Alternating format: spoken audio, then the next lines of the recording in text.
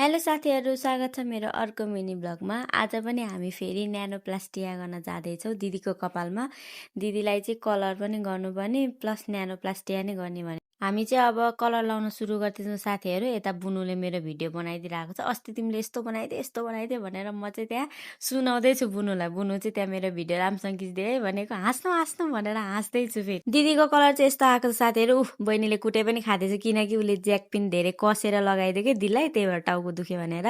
अब ब्युटिसियन भएपछि आफूभन्दा राम्रो बन्नु पर्यो साथीहरू। त्यही भएर दिदी चाहिँ राम्रो बन्नको लागि उ गर्दै हुनुहुन्छ। बुनु हाँस्दैछ।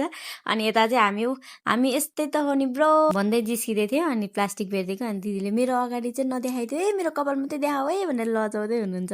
अनि यहाँ चाहिँ कस्टमर आउनु भएको थियो। अनि कस्टमरलाई खिच्दिन्न भनेर भनेको दिदीले चाहिँ उसलाई मात्र फोकस देऊ है, उसलाई मात्र फोकस देऊ भनेर भन्दै हुनुहुन्छ। म चाहिँ तान्दैछु। अनि बुनु उता हेर न, हाँस के हाँस भनेर भनेको त बुनु त निउरे लजाएर हो कि के भएर। अनि भयो थ्याङ्क यू भने त्यो चाहिँ दिदीको फाइनल लुक हो साथीहरू। कलर गरेर न्यानोप्लास्टिया गर्दाखेरि चाहिँ बेटर रिजल्ट आउँछ। हजुरहरूलाई पनि कलर गरेर बोटस न्यानोप्लास्टिया गर्नु छ भने आउनुहोस्। तपाईँहरूलाई कस्तो लाग्यो कमेन्ट गरिदिनु होला। Thank you for watching. म चाहिँ बाई बाई गरेर आफ्नै पारामा छु।